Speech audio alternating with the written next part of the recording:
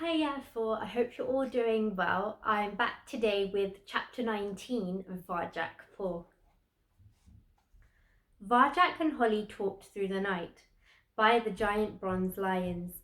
There was nothing to distract them but the fountain's trickle and the birds trilling. It was strange at first. No one else had ever wanted to talk about hunting before. Varjak could still barely believe that someone his own age was interested in it. And not senseless kitten games like Jay, Jethro, and Jerome, but it was true. Holly was easy to talk to because she was like him. She liked the same things, her mind worked in the same way. Sometimes it was hard to keep up with her.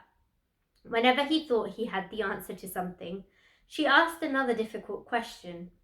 Why like this, not like that? And she had ideas he would never have thought up.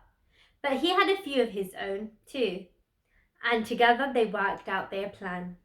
That night, Varjak felt something he'd never felt before. Or rather, he didn't feel something. He didn't feel alone anymore. They woke Tam just before dawn and explained the plan to her. Her eyes grew round with fear. "Me?" she said.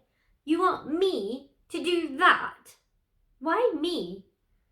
"Can you do my part of the plan?" said Holly. "Or Varjak's?"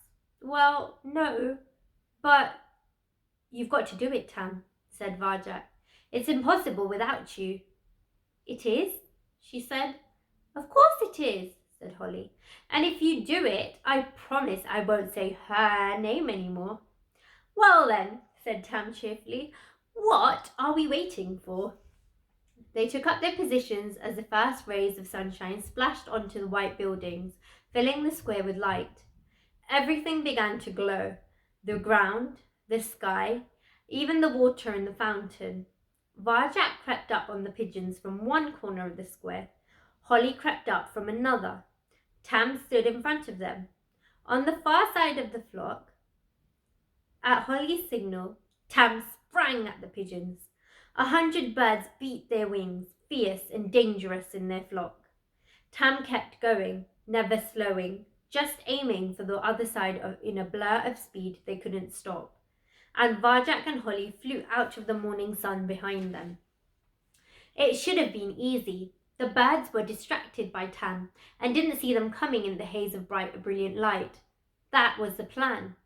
But even as Varjak dived in, the thrill of the hunt in his veins, it started to go wrong. Tam was clear through, but there were still too many pigeons in a mass. He and Holly were on the edge of the flock, but couldn't get close enough to any single bird to strike. The birds turned on Holly, wings flapping savagely, claws curving out. She didn't run. She stood there bravely, trying hard, but now they were surrounding her, pecking at her with shrill, sharp beaks. Holly was in trouble. She was trapped and she couldn't get out. They were tearing, scratching, ripping at her. Varjak could see the panic mounting in her face. Tam was helpless on the other side. Quick! He had to do something quick. Slow time, the fourth skill. Everything will seem to slow down around you, but you will be fast. You will be faster than anything. Would it work in the real world? He breathed. In, 2, 3, 4. Out, 2, 3, 4. And the wings slowed down. Varjak could see each beat, each claw, as if in slow motion. He dived after Holly into the mass of birds, moving smoothly through the chaos, making them fly apart for just a moment. "Holly!" he called. She looked up. It was enough to break the rising terror in her eyes. She darted through the gap he'd made, away from the flock and towards Tam, to safety. Out of danger now, Varjak breathed normally and switched out of slow time. It worked! The fourth skill really worked! "Did they hurt you?" he panted as he caught up with her. "Nothing wrong with me," said Holly, though she was trembling. "Thanks for getting me out," she added, much more quietly. "No problem." "He saved you, Holly," bubbled Tam. "I guess we're even now," she muttered. "I didn't do it for that," said Varjak. Holly didn't meet his eyes, but just for a second, Varjak thought he saw a smile flicker on her face. "Come on," she said, sliding away from the square. "We've got to hurry. I don't want to be here in broad daylight. It's too dangerous." "You don't want another go?" said Varjak. He knew she was shaken. Her fur was still ruffled, but maybe it would help to try again. "Why bother?" she said, padding back through the city. The plan didn't work. It was a stupid idea. "No, it wasn't," said Varjak, keeping pace with her, ahead of Tam. "And you did everything you could." "How about me?" said Tam. "Did I do all right, Varjak?" "You were great. You were both really brave." "I was great," beamed Tam. "There were just too many of them this time," said Varjak. "But that doesn't mean it's impossible." "Maybe," said Holly, picking up the pace. "Maybe if we tried it another way." They started on a new plan as they headed back.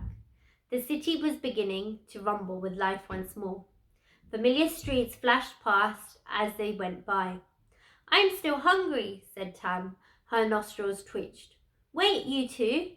It's that fishy smell again."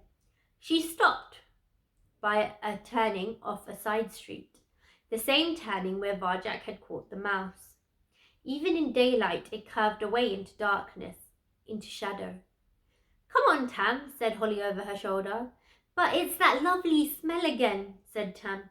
"And there wasn't any food in the park, and the hunting didn't work, and I'm still hungry." "We're not stopping here," said Holly. "If you go, you're on your own." She turned back to Varjak and carried on talking. They walked away, planning their next hunt together. Tam stayed behind at the turning. "It's your loss," called Tam. "I'll see you back in our alleys." And that's the end of chapter 19. I will see you tomorrow for chapter 20. Bye. Oh, thank God.